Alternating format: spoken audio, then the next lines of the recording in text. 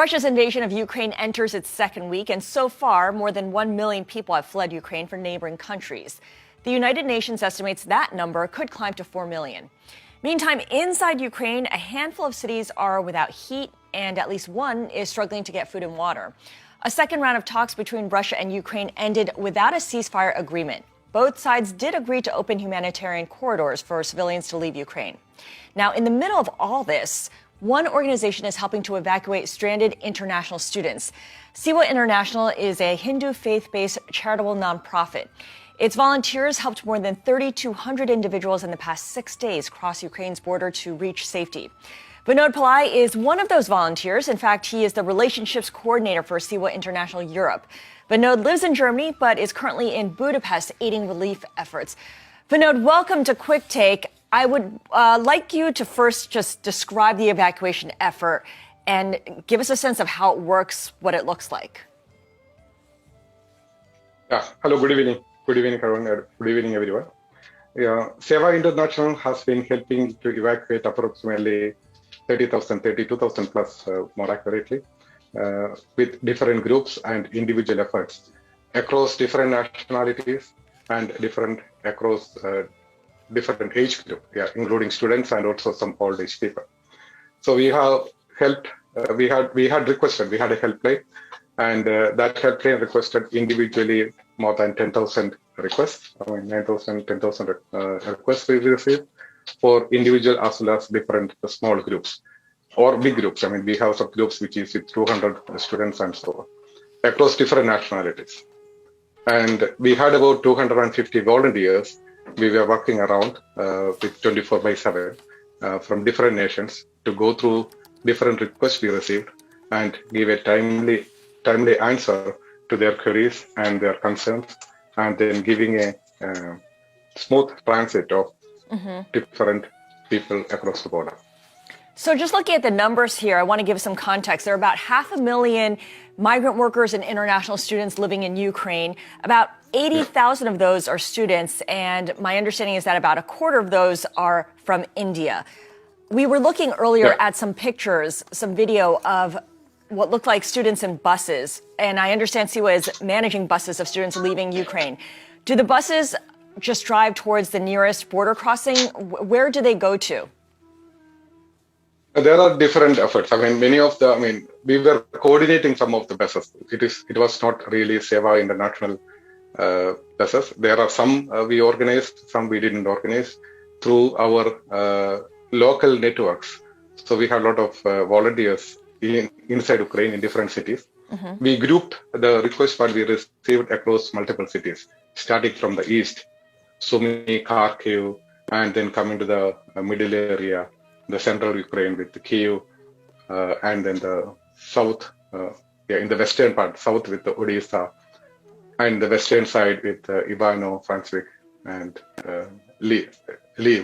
So we were creating approximately 14 different city groups.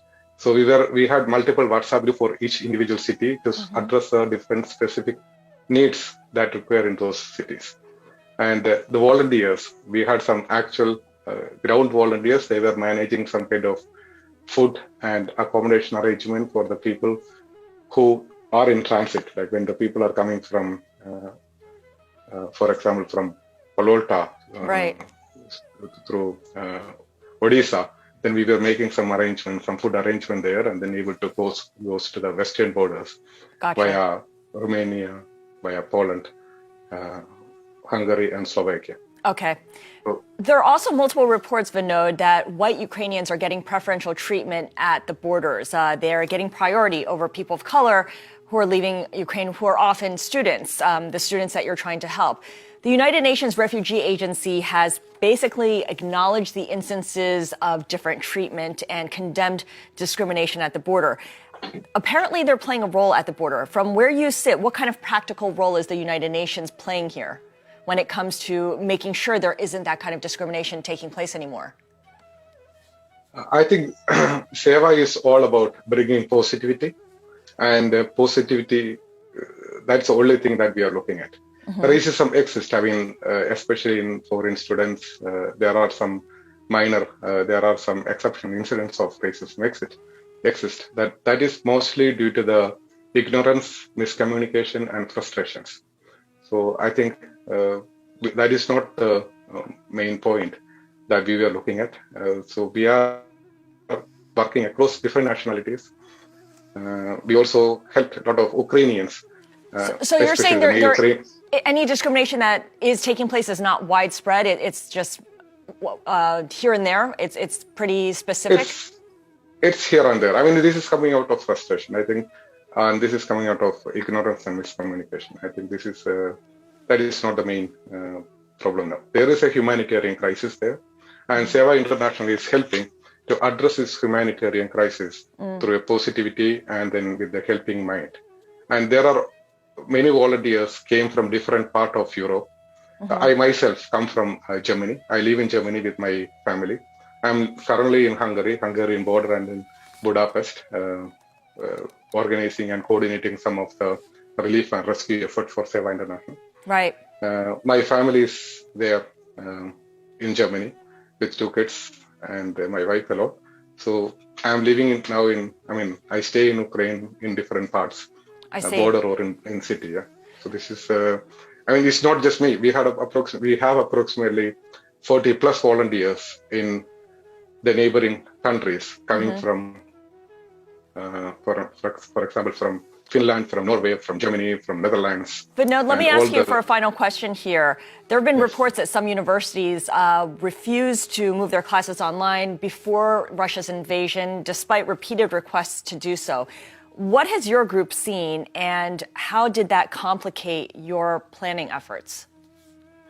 Yes, there is a case. I think, but the point, they were not estimating, or they were not thinking that a war will be arising at this point. Normally, those conflict has to be discussed on a diplomatic level and through dialogues rather than using the force. And Seva International stands for peace, and peace should prevail. So that is our stand. The online classes were moved only at the very last minute, different universities and different batches, different times.